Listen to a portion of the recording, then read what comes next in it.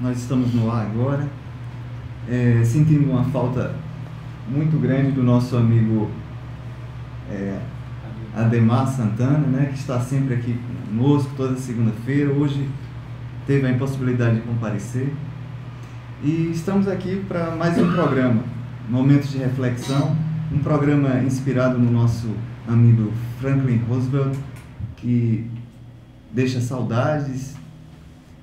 Já faz algum tempo que partiu para o plano espiritual e estamos nós aqui dando continuidade com uma promoção do Seara Espíritas Missionários do Consolador, né? E a produção da TV 7 e Rádio 7. Uma boa tarde a todos, boa tarde Gemiro, boa tarde Eliângela. E é com você, Eliângela. Boa tarde a todos. É uma satisfação e um prazer estarmos novamente juntos hoje para mais um programa. Boa tarde, Cristian, boa tarde, Eliângela, boa tarde a todos os ouvintes. É sempre um prazer e uma alegria estar aqui com vocês e juntos fazermos esse programa, que na verdade esse programa é de vocês. Nós apenas somos figurantes. Pois é, Gemiro, pois é, Eliângela. Nós hoje temos um tema bem interessante do Evangelho, é o capítulo 13, né? 13 no item 13 4. no item 4. Isso, os infortúnios ocultos, né? Isso. E o que nós temos para conversar sobre isso hoje, Eliângela? Citado aqui no Evangelho, segundo o Espiritismo, capítulo 13, como foi citado aqui, item 4, disse assim: nas grandes calamidades, a caridade se manifesta e se vêem generosos impulsos para reparar os desastres. Mas ao lado desses desastres gerais, há milhares de desastres particulares que passam despercebidos de pessoas que jazem sob o catre sem se lamentarem. São esses infortúnios discretos e ocultos que a verdadeira generosidade sabe ir descobrir, sem esperar eles que venham pedir assistência. Estamos falando justamente daquelas pessoas que estão acamadas muitas vezes, sem lamentar, e passando por grandes infortúnios, onde a gente jamais percebe, olhando ao longe, que estão passando por necessidades de amizade, de aconselhamento, de um abraço e até por dificuldades materiais de até se alimentar. Porque por fora a casa, o ambiente é muito bonito, é tudo muito tranquilo, não parece que precisa de ajuda, mas lá dentro daquela casa existe alguém em cima de uma cama que às vezes não falam, não ouvem. Muitas vezes são impossibilitados físicos e a família ali, mesmo naquela casa, sem condições nenhuma de manter, muitas vezes passando muitas privações. São esses os infortúnios ocultos que só a generosidade pura chega até lá. Não é, Admiro? É verdade. E outra coisa, nós podemos perceber que quando ocorre um sinistro de grandes proporções, toda a população se mobiliza. Todos querem dar sua pequena contribuição, todos querem participar de certa forma, ajudando aqueles que passaram por um tsunami, um terremoto ou mesmo a erupção de um vulcão. Mas, como bem diz aqui o texto, existem aqueles que estão sofrendo calados, não é? Que não têm sequer a força para pedir socorro, estão passando por verdadeiras necessidades, mas em silêncio. E aí entra a vontade daqueles que vão em busca desses que estão nessa situação, mas não clamam. E a verdadeira caridade está aí, em fazer ocultamente, sem o alarde, sem a propaganda, e socorrer essas pessoas, como você bem colocou, se passam na frente de uma casa, está tudo perfeito, tudo normal, mas e as criaturas que ali estão, que ali habitam? Como será que elas estão? Vamos citar, por exemplo, um trabalhador braçal, que não tem uma carteira assinada, que vive de bicos, por exemplo, e ele sofre um acidente. Quem vai manter aquela família? Não tem a quem recorrer, não tem a quem pedir. E aí é onde entra a verdadeira qualidade daqueles que procuram essas situações para justamente ajudarem ao ocultamento. Aqueles que saem à noite, por exemplo, distribuindo lanchinhos, às vezes um copo de café com um pão, com queijo, às vezes até sem o queijo. Mas aquele que está deitado, largado ali pela família, pelos parentes, enfim, e ele recebe aquele copo de café, aquele pão que talvez não tenha comido nada ainda durante o dia, né? E não esperava que alguém fosse ali socorrê-lo. Exatamente. Não é? Nós outros temos a capacidade de pedirmos, até pelo menos numa prece, ó Senhor, ajuda, faz com que alguém apareça que nos socorra, né? Tem uma história interessante com respeito a isso, a questão da fé, das pessoas acreditarem que alguém vai fazer algo por nós. E um fazendeiro que todos os dias saía de sua casa para resolver suas tarefas na cidade, montava seu cavalo e passava por uma estrada, por um riacho seco. Mas nesse dia ele observou que na curva havia uma casa. E ele nunca tinha prestado atenção. A curiosidade lhe invadiu o ser e eu vou passar ali, vou olhar. Pelo menos passar na frente da casa. Foi, não desceu do cavalo, não desmontou, passou, a porta da frente estava fechada, arrodeou a casa na lateral. Numa das janelas ele pôde observar lá dentro uma garotinha de aproximadamente uns 8 a 10 anos, de mãozinhas postas, de joelho, orando. E aí ele, sem desmontar, olhou pela janela e disse: "O que você está fazendo aí, menina?" E ela olha para ele e responde: "Estou orando à Virgem Santíssima para que ela mande alguém nos ajudar. Minha mãe está enferma, meu pai morreu e meus 3 irmãos estão com fome." "Ah, menina, você não precisa fazer isso não. Orar, o céu está muito longe. A gente tem que se resolver aqui com a gente mesmo. Pare com essa tolice." Era um homem rude, mas de bom coração. Coloca a mão no bolso, tira uma quantia em dinheiro e entrega a criança e diz: "Pronto, aqui você vai comprar o medicamento para sua mãe, alimentos para seus irmãos e fica tranquila. E para com essa tolice de estar orando." Volta-se e segue o seu trajeto. Antes de completar uns 200 metros, ele olha para trás e a criança continua de mãos postas. E ele diz: "Ora, criança, eu não já disse a você que pare com isso? Vá fazer o que eu te pedi? Deixa de tolice de estar orando." E a criança, com os olhos cheios de lágrimas, diz: "Estou agradecendo à Virgem que mandou o Senhor." Então, às vezes acontece assim, né? Deus usa as pessoas, nós somos verdadeiros instrumentos de Deus. Nós fazemos de coração, mas há sempre a superioridade divina que está nos guiando. Às vezes até nos leva a situações e a gente se depara com aquele problema e você tem como ajudar, né? Exatamente. Esses são os infortúnios ocultos, essas pessoas que não têm como clamar. E esses infortúnios ocultos levam-nos a pensar assim. No próprio livro, aqui no Evangelho segundo o Espiritismo, ele conta aqui uma história de uma senhora muito rica, que aí ela vai numa casa já à noite e aí ninguém sabe quem será aquele vulto, né? Que vai atravessando aquele lugar a esmo, e lá entra numa casa onde tem muitas crianças e ela traz cobertores, comida, e sempre ela está ajudando, né? Essas pessoas, e ela não vai com os trajes dela de luxo para não humilhar, né? E nem chamar atenção. E aí sempre ela ajudava nesses locais.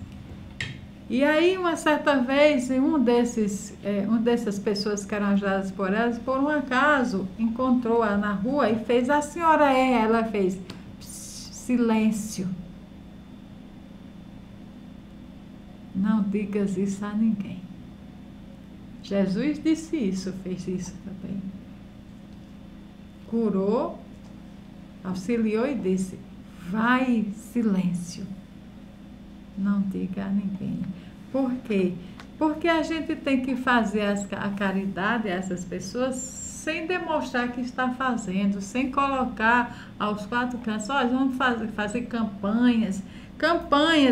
Essas campanhas muito bem-vindas, por sinal, porque ajudam muito as pessoas.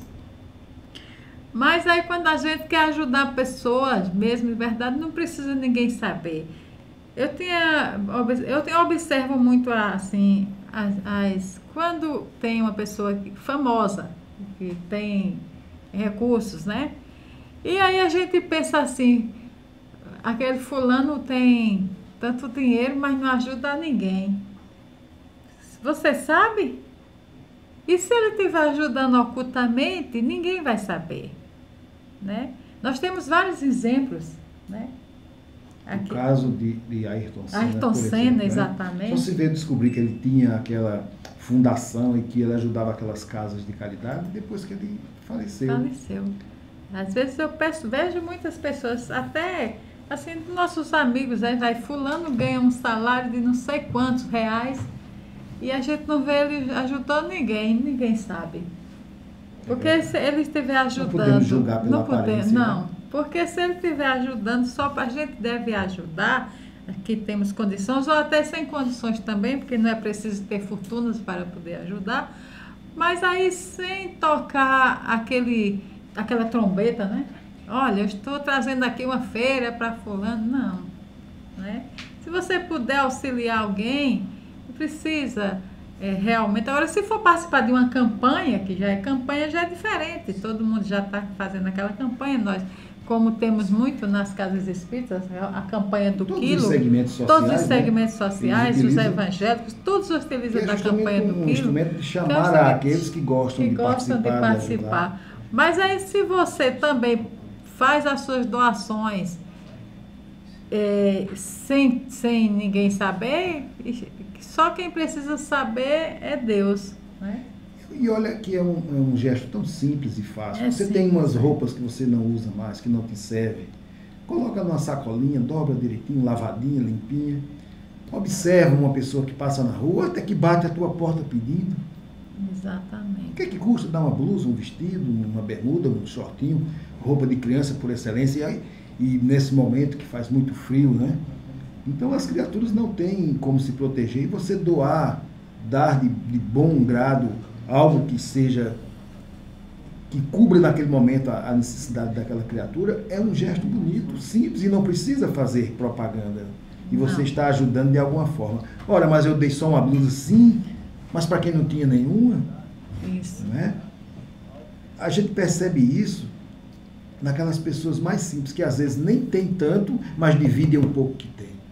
E isso nos remete ao óbolo da viúva, né? Exatamente. Que Jesus estava com seus discípulos diante da sinagoga, e o gasófilo, que é onde as pessoas colocavam aquela sua contribuição em moedas, os discípulos atentavam para as pessoas que colocavam moedas. Alguns colocavam moeda de ouro, outros 2, 3 moedas, outros colocavam moedas de menor valor. E essa pobre viúva colocou 2 moedinhas, 2 níqueis, que era um valor mínimo daquela época. Ao terminar todo aquele processo, um dos discípulos olha para Jesus e pergunta: mestre, de todos que ali passaram, quem fez a maior doação? Jesus aponta a viúva. E ele questiona: ora, mas a viúva colocou a menor moeda que tinha. E Jesus responde: mas ela colocou do que ela tinha, ela deu o pouco que ela tinha. Aqueles que colocaram mais lhe deram o que excedia. Então, não pense em fazer a caridade começando dando 1000 cobertores. Se você der um cobertor, você já tirou o frio de um. Né? Com certeza. E assim você vai fazendo aos poucos, daí você se depara com a situação que você vai ter que comprar mais cobertores, porque você vai ficando, digamos assim, mais afeito àquele tipo de oferta de caridade. E é um gesto simples, mas que tem uma perfeita conotação diante da caridade, né? Você vai fazer um gesto simples, mas de grande valia para aquele que estava se cobrindo com um jornal. Exatamente. É verdade, Admiro. Nós temos ainda que aprender muito com a caridade, porque pensamos às vezes na questão de dar, mas a caridade envolve um todo de vida. Principalmente, né? O sentimento. A forma como as emoções, o dia a dia. que atuamos na sociedade já é uma forma de agir com caridade, porque é uma sociedade tão conflituosa, e se nós invadirmos também com os nossos conflitos diários, enfrentarmos com a força de tentar destruir cada vez mais o equilíbrio social, a gente termina deixando de ser caridoso até consigo mesmo, porque toda ação vem uma reação, né? Mas, diante disso, eu queria destacar aqui a presença de um ouvinte, Fabi JPA Dias. Ela diz: preciso de forças e amar minha vida. Fabiana Dias Azevedo Santiago, de João Pessoa. Pois é, Fabiana, nós desejamos muitas alegrias para você, uma vida repleta de felicidades. Nós sabemos que estamos aqui em experiência, aprendendo a cada dia mais a experiência de interagir com caridade com o nosso próximo, né? Não só conosco mesmo. Interessante, aqui recebemos uma visita de um gato, e o nosso amigo, um gato mesmo aqui, entrou nos estúdios, hein, Anderaldo? E o nosso amigo Walter Santa Cruz também acabou de chegar para daqui a pouco iniciarmos o programa Gotas de Luz. Mas, voltando ao nosso assunto de hoje, os infortúnios ocultos, que tipo de infortúnios a gente enfrenta mais constantemente no dia a dia, Gemiro? Principalmente no seu ambiente de trabalho. É verdade. Você não percebe que seu colega está passando por um problema, ele, para não, digamos, ou incomodar, talvez, ou não querer trazer algum constrangimento, ele não expõe. Mas eu convivo com aquela pessoa e eu percebo que ela está diferente, não é? Está precisando de um bom dia, de um abraço mais prolongado, ou até de uma conversa simples num cantinho, não é? E isso já fez com que aquela criatura mude o seu panorama interior. Olha, é tão fácil de fazer, não é? As pessoas é que dificultam, as pessoas é que, como eu disse, quer fazer o muito, quando o pouco é tão útil, quando é bem feito e feito com amor. E Jesus recomendava que fizéssemos, não importássemos a quem. Porque, na verdade, existem pessoas que usam ou se utilizam desse expediente de se maltrapilhassem e serem pessoas, se tornarem vítimas para receberem, né? Ou seja, enganando a boa-fé das pessoas, pedindo nos sinais ou nas portas das casas, se maltrapilham, né? Fazem com que a pessoa veja nela uma criatura que está, né, num estado bem difícil, quando na verdade ela está sendo esperta. Mas como eu vou julgar? Como eu vou saber detectar, né? Então, se eu dou de coração, aí o problema passa a ser dela com o que ela vai fazer com aquilo que eu dei. Se eu dei a ela uma roupa, se ela vender, um dia ela vai precisar. Você bem colocou a lei de causa e efeito, né? Toda ação requer uma reação. E aí fica com ela e Deus. A minha parte eu fiz. Não importa, ela pensa que me enganou. Ela enganou a si própria, né? É verdade. Na verdade, ela enganou a si mesma. O importante é que nós façamos. Se eu fizer de... Agora, se algo me disser que eu não faça, não faça. Você não precisa necessariamente estar preso a essa obrigação, não. É ele quem vai dizer esse sentimento lá no teu íntimo. Dá, faz, faça. Mas também se disser não faça, é bom pensar, não é? Para você depois não ficar com a consciência pesada, com esse sentimento de culpa que não vale a pena, não é? Quando você estava falando aí, eu me rememorei um fato que eu tomei conhecimento.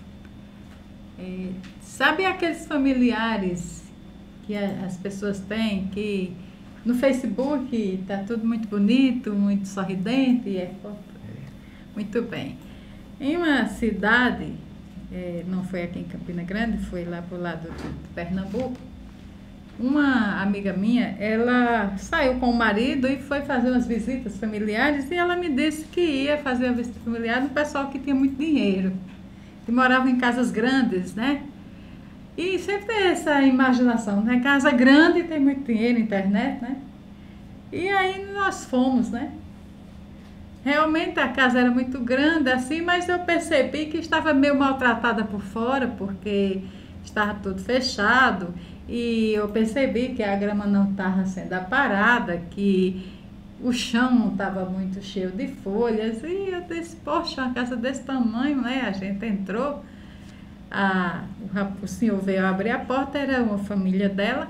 Quando a gente entrou na casa, o homem estava numa miséria de fazer dó, entendeu? Estava doente, tinha muitos animais que ele costumava tratar, os animais estavam todos maltratados e ele estava lá chorando com a depressão sem limites. Há dias que não tomavam banho, não, as famílias de fora cortavam, mandavam, né, ligar a luz e tudo, a água, mas ele estava numa situação, ele havia ficado viúvo há muito tempo, e aí ele sempre mandava dizer que estava tudo muito bem, né? Mas não estava. Era uma situação aí de calamidade pública quando a gente entrou. E nós, aí foi que ela disse, meu Jesus, como é que pode um negócio dentro da própria família e a gente não perceber? Eu disse, são os infortúnios ocultos. Então foi aí que ela tomou as providências, comunicou toda a família e houve uma ajuda enorme. Ele agora ficou bem, né? Está bem, né? E se não fosse essa visita, olha aí, da própria família da pessoa, né? Estava precisando de ser internado, estava precisando de remédios, né? Mas aí a depressão tomou conta dele. Ficou impedido. Ficou impedido, sim. Então ele fazia o quê? Ele ia para a internet e tudo bem, falava, mas ali não fez. E ninguém ia lá fazer uma visita, né?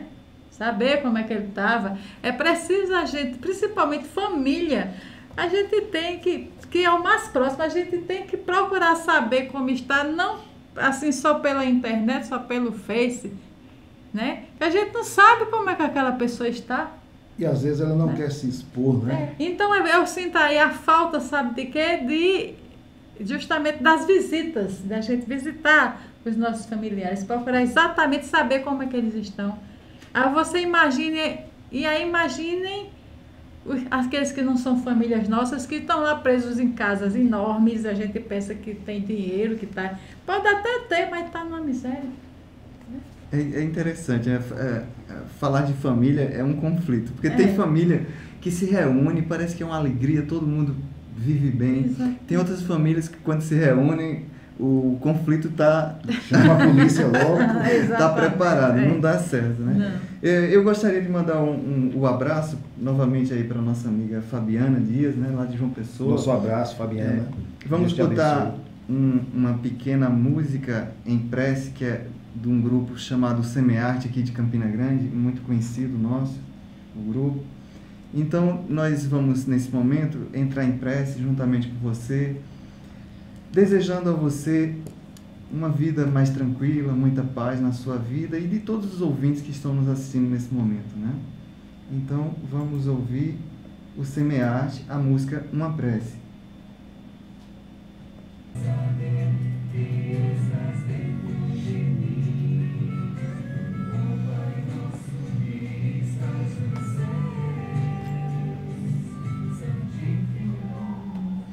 Pois é, essa música em forma de prece é do nossos amigos do grupo vocal espírita Semearte, aqui de Campina Grande, na Paraíba. Nós queríamos comentar também que a música em si tem o nome Uma Prece. É para um momento de concentração, de aproximação nossa com o nosso Pai Maior, a prece em si, para tentar até trazer um momento de reflexão em nossas vidas. Você, onde você estiver, pode fazer a prece. Nós estamos também pretendendo iniciar um programa especificamente de assistência à distância, um atendimento fraterno, vinculado ao nosso site, o espiritoonline.com.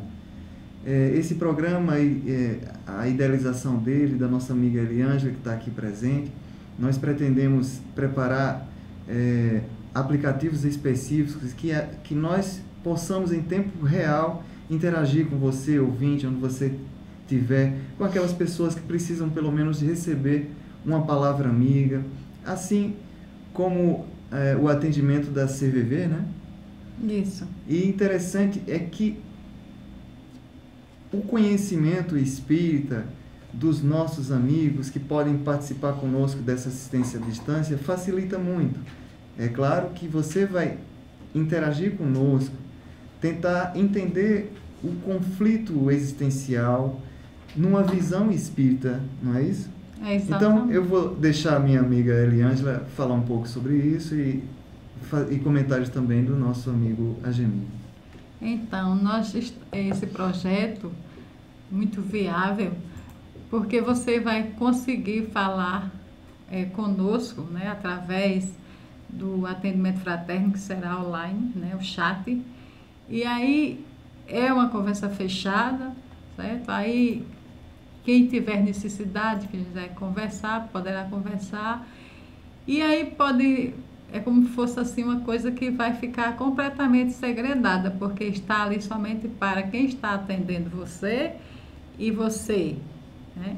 E aí você pode colocar, até se não quiser se identificar, pode colocar cognomes, né? Colocar para poder falar, né?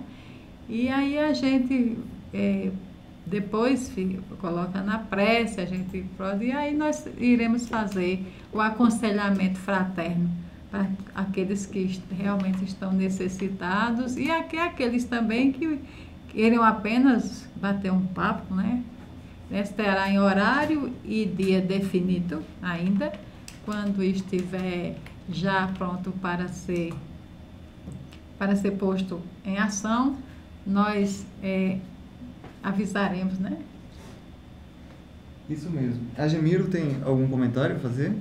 Lembrar que pessoas outras, como a nossa amiga Fabiana, quando se encontrarem nessa situação, não se desespere, tenta pelo menos controlar um pouco isso, deixa de lado um pouco esse problema, essa dor, esse tormento e ora, confia. Deus nos escuta sim, Jesus nos ampara, acredita. É nessa hora que nós somos provados na nossa fé. Exige de nós um pouco, claro, mas consegue. Um pequeno esforço consegue. Entra em prece, medita, pede solução, pede respostas. Existe saída, não existe nenhum problema que não seja resolvido. Talvez eu não esteja encontrando naquele momento, talvez eu não veja a saída naquele momento. Claro, o tormento, a aflição nos envolve, nos deixa em frangalhos. Mas faz um pequeno esforço. Faz como Fabiana, que se expôs e pediu socorro, pediu ajuda. E todos nós podemos ajudar, nos unindo em prece. Você que nos ouve, que ouviu o recadinho da nossa amiga, ora por ela. Podemos fazer isso, independente do credo religioso. É um socorro mútuo para todos nós, porque não só se beneficiará a nossa amiga Fabiana, mas você também que está orando. Deixo aqui meu abraço a todos vocês, espero estar com vocês novamente na próxima segunda-feira. Houve um pequeno inconveniente com a nossa internet, por isso o programa atrasou um pouquinho, mas segunda-feira estaremos aqui a partir das 16 horas, contamos com a sua audiência, com a sua presença aí do outro lado, nos ajudando, vibrando conosco e, quem sabe, Fabiana vai nos trazer uma resposta firme e de alegria para todos nós. Uma boa tarde, uma boa semana, que Deus abençoe a todos. Eu aqui também me despeço de todos vocês, deixando uma frase muito interessante que é: todo sofrimento tem data para terminar. Peçamos a Deus para suportá-las. Paz e luz. Isso. Até a próxima. Estaremos aqui novamente, né? Segunda-feira. As segundas-feiras aí, todas a partir das 4 horas até as 5 horas da tarde. Esse programa é uma promoção do Seara Espírita Missionários do Consolador de Queimadas, Paraíba, e uma produção da TV 7 Rádio 7. Até a próxima. Tchau.